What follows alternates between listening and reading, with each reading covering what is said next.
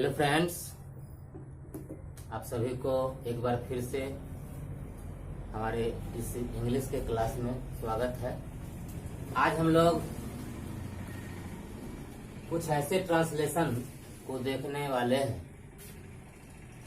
जो विशेष रूप से काफी आपको चमत्कृत करेंगे, अद्भुत हैं और इनसे आपका परिचय हो सकता है अभी तक नहीं हुआ होगा, हो सकता है आप इन्हें जानते होंगे। आज हम लोग सबसे पहले इन्फिनेटिव अर्थात टू लगे हुए वर्ब के आधार पर जो कुछ ट्रांसलेशन बनते हैं इसको देखेंगे और इसके बाद फिर हम लोग अगले जो टॉपिक है उस पर चलेंगे।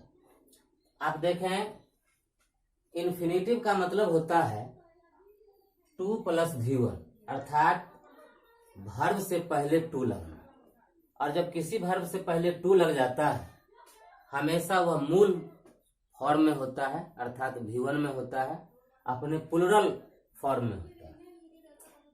अब यहाँ हम देखें, आपको पिछले वीडियो में हमने बताया था कि टू लगे हुए वर्ब के 4 अर्थ होते हैं। जैसे टू राइट, उसका एक अर्थ होता है लिखने वाला। हम लोग देखेंगे कि इसका हम लोग कैसे ट्रांसलेशन में उपयोग करते हैं और किस तरह के ट्रांसलेशन को हम इस इन्फिनेटिव से बना लेते हैं। जैसे टू राइट का मतलब लिखने वाला, मैं लिखने वाला हूं। सबसे पहले तो मैं हूं का बना लेंगे, subject plus verb plus object के आधार पर। मैं हूं, होना क्या है? होना एक क्रिया है और यह जो है टू बी फॉर्म का हेल्पिंग वर्ब है। टू बी का मतलब होना। इसका जो प्रेजेंट टेंस में am is are, past tense में वाज वेयर और फ्यूचर टेंस में शैल बी विल बी। अब हम देखेंगे कि मैं हूं, मैं का आई और वर्ब इसका टू बी फॉर्म का हेल्पिंग वर्ब, क्योंकि प्रेजेंट टेंस में है तो एम इज आर और आई के साथ एम लगता है, इसलिए मैं हूं का आई एम। और लिखना यानी टू राइट का मतलब लिखना होता है और इसके 4 अर्थ होते हैं। एक लिखना, लिखने वाला, लिखने के लिए और लिखकर। तो मैं लिखने वाला हूं, लिखने वाला का टू राइट। मैं हूं का आई एम, का आई एम टू राइट, मैं लिखने वाला हूं।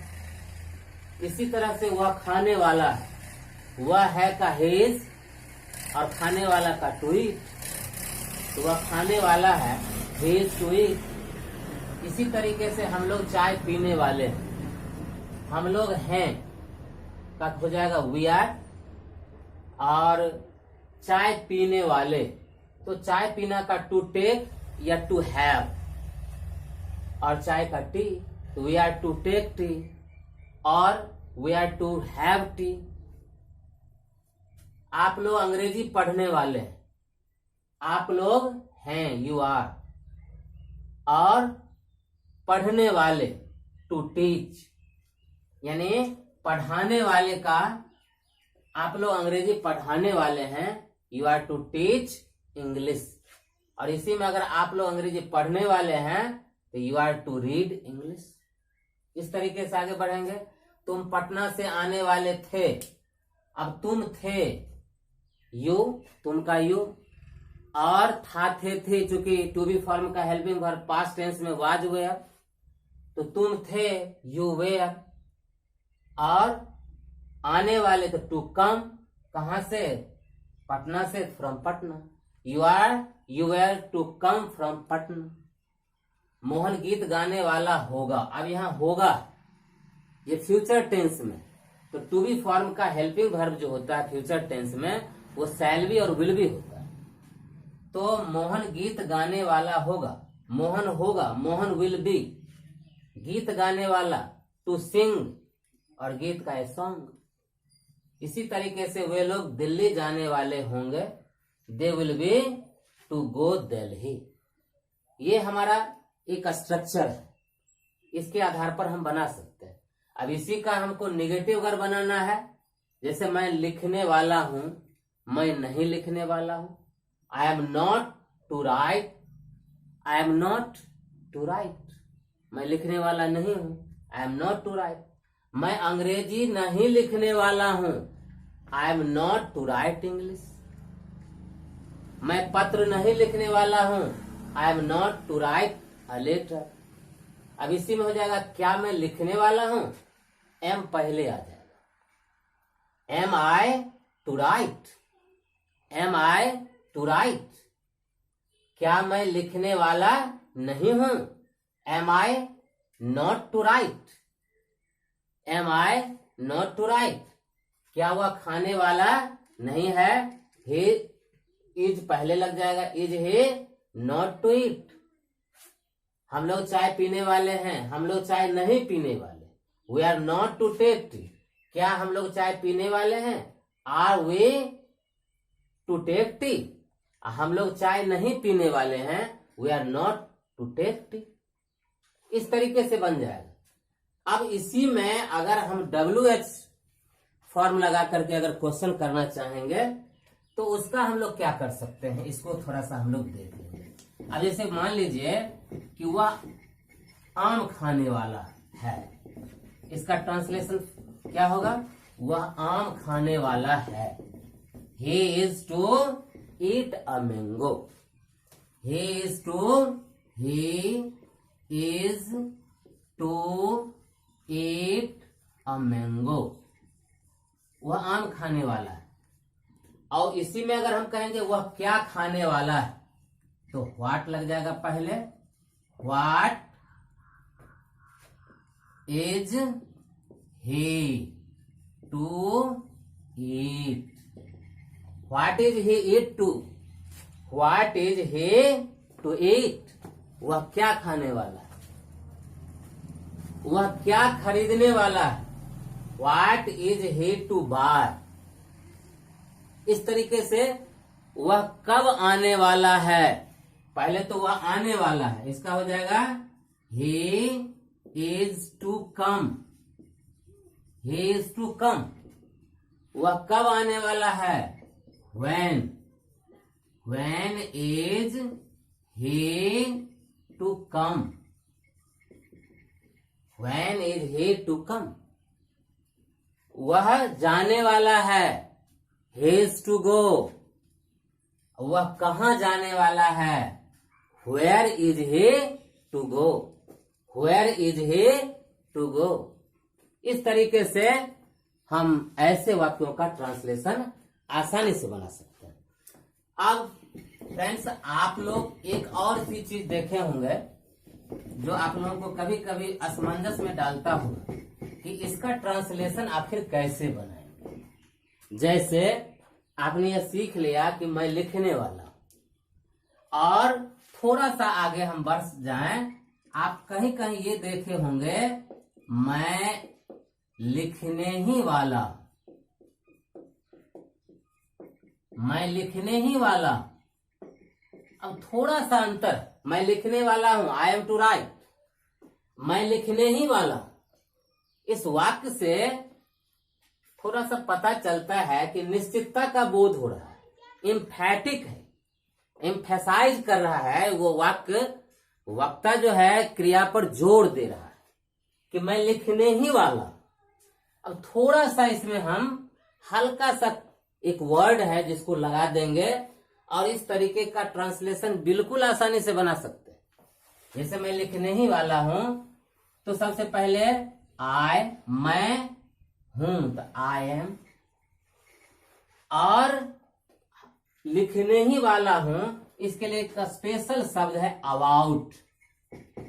I am about to eat. About जो शब्द है इसका मतलब होता है लगभग के बारे में भी होता है, और लगभग यानी I am about to eat, मैं खाने को, मैं खाने ही वाला हूं या मैं खाने को हूं, मैं खाने को हूं। इसका भी translation I am about to eat, I am about to ईट।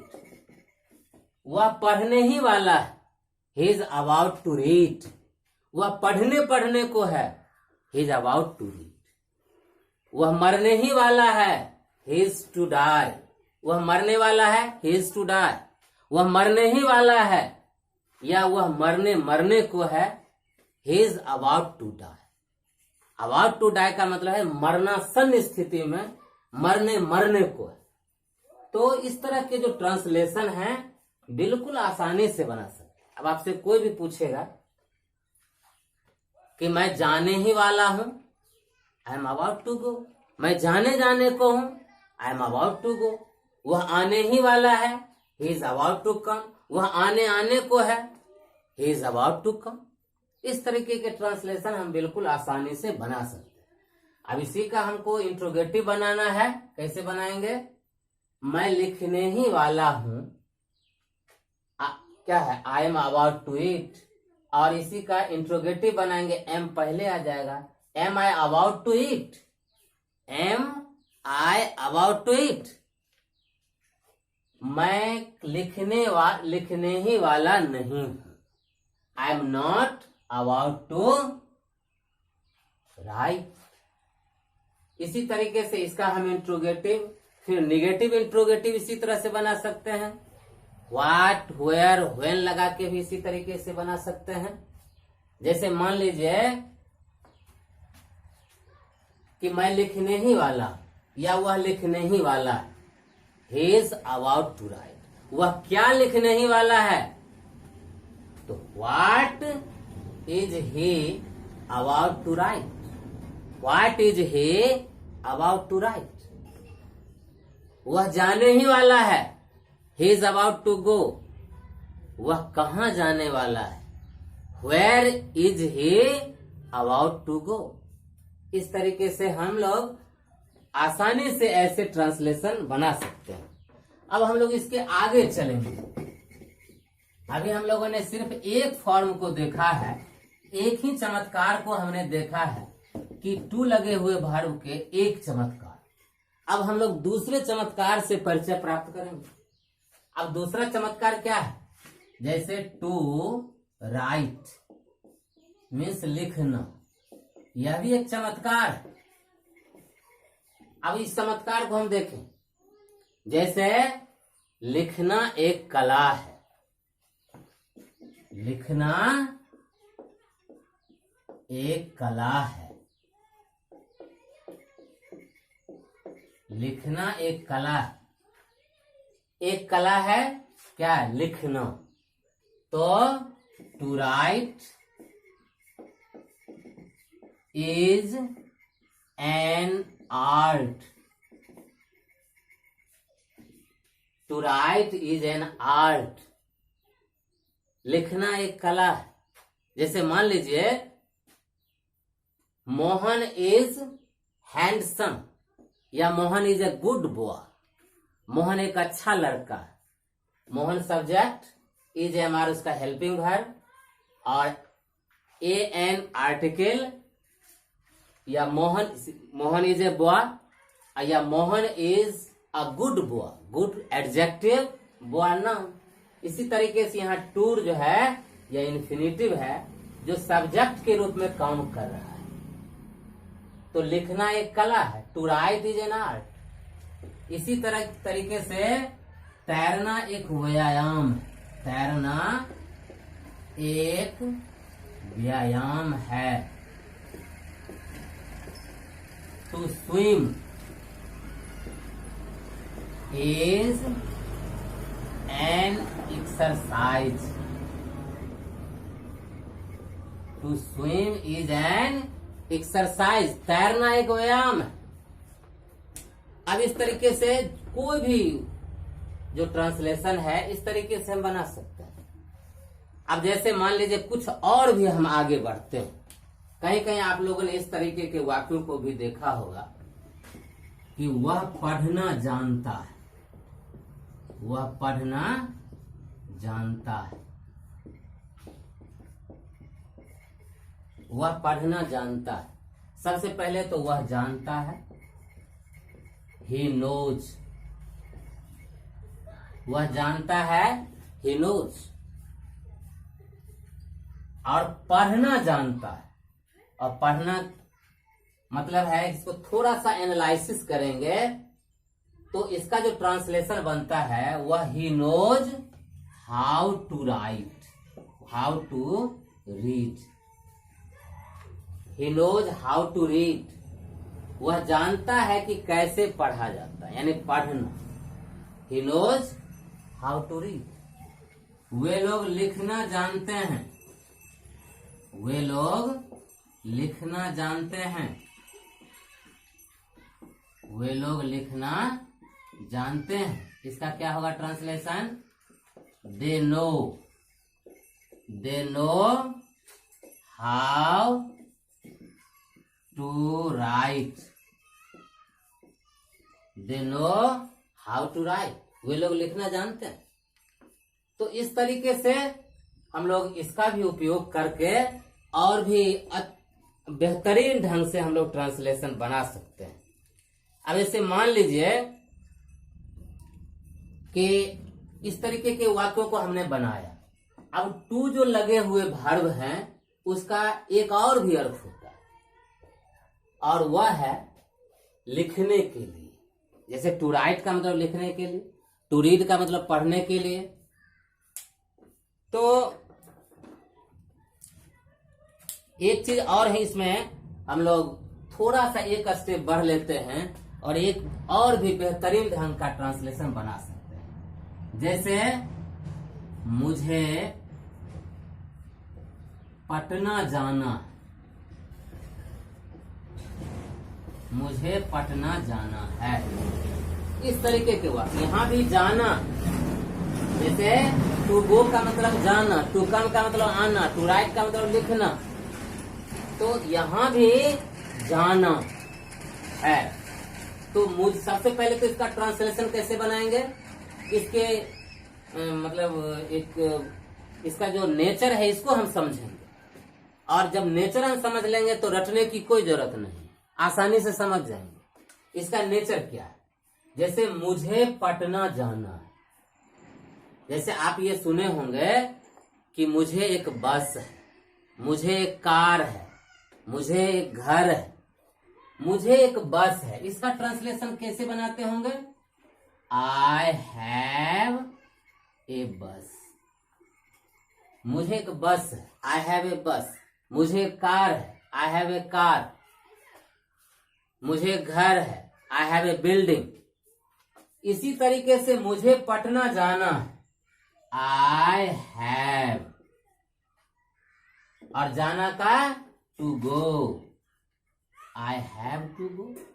मुझे पटना जाना है, आई हैव टू गो। मुझे दिल्ली जाना है, I have to go to Delhi. मुझे पटना जाना है, I have to go to Patna. मुझे दिल्ली जाना है, I have to go to Delhi. मुझे अंग्रेजी पढ़ना है, I have to read English. उसे पत्र लिखना है, he has to write a letter. उसे गीत गाना है, he has to sing a song. अब इस तरीके का जो वाक्य होते हैं उसको हम लोग ये समझ जाएं कि फिर हम इसका जो निगेटिव है इसको कैसे बनाएंगे, इंट्रोगेटिव है उसको कैसे बनाएंगे। जैसे उसे पटना जाना, he has to go to Patna. उसे पटना नहीं जाना, तो इसका हो जाएगा he has not to go to Patna. He has not to go to Patna. क्या उसे पटना जाना है? Has he to go to Patna. क्या उसे पटना नहीं जाना है? Has he not to go to Patna. इस तरीके के जो वाक्य हैं आसानी से हम बना सकते हैं। अब जैसे जब आप हैव और हैज के आधार पर जब ऐसा ट्रांसलेशन आपने देखा तो हैड के आधार पर भी आप देख लीजिए। जैसे मुझे पटना जाना था, मुझे पटना जाना था, इसका क्या हो जाएगा? मुझे पटना जाना था। तो I had to go to Patna.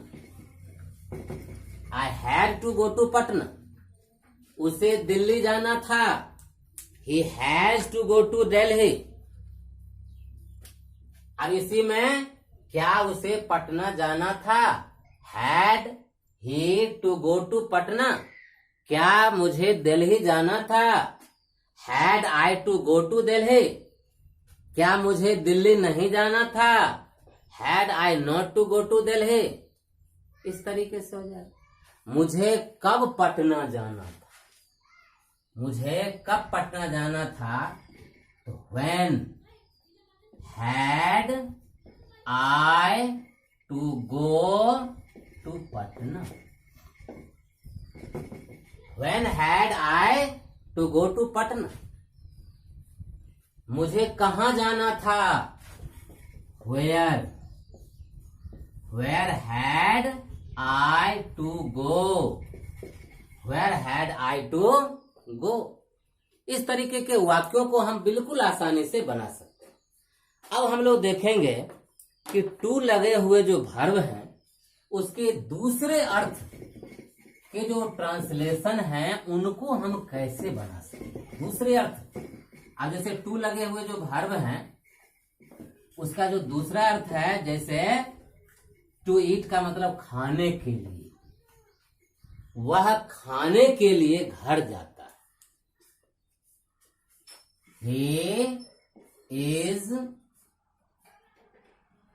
he goes, वह खाने के लिए घर जा रहा है तो he is going to eat। लेकिन वह खाने के लिए घर जाता है, he goes to house to eat। Subject plus V1 या V5 प्लस ऑब्जेक्ट और प्लस इन्फिनिटिव, यानी टू लगे हुए verb. He goes to house to eat। वह पढ़ने के लिए विद्यालय जाता है। He goes to school to read। वह पढ़ने के लिए विद्यालय जाएगा। He will go to school to read। वह पढ़ने के लिए विद्यालय जा रहा है। He is going to school to read। वह पढ़ने के लिए विद्यालय जा चुका है। He has gone to school to read। वह पढ़ने के लिए विद्यालय जाता रहेगा। He will be going to school to read। तो इस तरीके के जो वाक्य होते हैं उसको भी हम बिल्कुल आसानी से बना, चूंकि हमने टेंस के जो वीडियोज हैं, हमारे टेंस के 4 वीडियोज हैं, पार्ट 1, पार्ट 2, पार्ट 3, पार्ट 4। आप उस वीडियोज को जरूर देखें, चैनल को सब्सक्राइब करें, लाइक करें और कमेंट्स करें। उसके आधार पर फिर आगे का जो वाक्य है उसको हम आसानी से बना सकते हैं। जैसे वह खाने के लिए होटल जा चुका था। He had to gone to a hotel to eat। वह पढ़ने के लिए कोटा गया है। He has to gone Kota. He has to gone to Kota to read, to study। इस तरीके के वाक्य बनाए जा सकते हैं। अब इसका हम चाहे तो फिर इंट्रोगेटिव बना सकते हैं। अगर इंट्रोगेटिव बनाएंगे तो डू डज पहले लगा देंगे। डज ही गो, इसका हो जाएगा does he go to house to eat. Does he go to house to eat, क्या वह खाने के लिए घर गया है? इस तरीके से निगेटिव भी बना सकते हैं, निगेटिव इंट्रोगेटिव बना सकते हैं, आसानी से हम बना सकते हैं। अब जैसे एक और भी अर्थ है टू लगे हुए वर्ब के, जैसे टू रीड का मतलब खाकर। वह खाकर आया है, वह खाकर आया है। He has come to eat. वह खाकर आया है। He has to come to eat. वह खेलकर विद्यालय गया है। वह खेलकर विद्यालय गया है। इसका वाक्य हम कैसे बनाएंगे? वह खेलकर विद्यालय गया है। He has gone to school to play. और इसका नेगेटिव भी बना सकते हैं, इंट्रोगेटिव भी बना सकते हैं, नेगेटिव इंट्रोगेटिव भी बना सकते हैं। तो ये हुए इन्फिनिटिव के आधार पर कुछ हमारे पिकुलियर ट्रांसलेशन, बिल्कुल एकदम अजनबी ट्रांसलेशन, जिसको आप अगर जान लेते हैं आपको अंग्रेजी सीखने में काफी सहूलियत हो। अब मैं आप लोगों को इसी तरीके से कुछ और पिकुलियर ट्रांसलेशन बता रहा हूं। जैसे आप लोगों ने कभी सुना होगा, मैं ही तो हूं, मैं ही तो हूं। इस तरीके के जो ट्रांसलेशन है वो कैसे बनेंगे? इट इज आई, मैं ही तो हूं, इट इज आई। वे ही तो हैं, वे ही तो हैं, वे ही तो हैं। इट इज दे, हम लोग ही तो हैं, हम लोग ही तो हैं। इट इज वी, राम ही तो है, इट इज राम।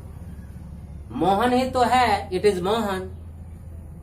इस तरीके के जो वाक्य हैं उसको हम लोग आसानी से बना सकते हैं। अब इसको थोड़ा सा विस्तार करते हैं। अब आप लोगों ने देखा होगा कि आप ही ने तो पढ़ाया है, आपने ही तो पढ़ाया है। एम्फैटिक सेंटेंस है ये, काफी पिकुलियर। आपने ही तो पढ़ाया है। अब इसी आधार पर it is you who taught. इसी भाग आपने ही तो मुझे पढ़ाया है। It is you who taught me. आप ही ने तो मुझे इंग्लिश पढ़ाया है। It is you who taught me English. आपने ही तो कहानी कही है। It is you who told me a story. इस तरीके के जो वाक्य हैं आप इन्हें बड़ी आसानी से बना सकते हैं। अब जैसे मान के चलिए कोई आपसे पूछ दिया कि आप ही तो हैं जिसने मुझे लिखना सिखाया है। क्या बनाइएगा? It is you who taught me how to write. It is you who taught me how to write. तो इस तरीके से बहुत सारे वाक्य हैं जो पिकुलियर हैं, बहुत अच्छे अच्छे वाक्य हैं और बड़े बड़े वाक्य हैं जिनको आप आसानी से सीख सकते हैं। हमारे इस वीडियो को आप देखते रहें, चैनल को सब्सक्राइब करें, कमेंट्स करें, लाइक करें और फिर हम अगले वीडियो में इससे भी बेहतरीन वाक्यों को हम बताएंगे कि किस तरीके से उनका हम ट्रांसलेशन आसानी से बना सकते हैं। आप सभी को बहुत बहुत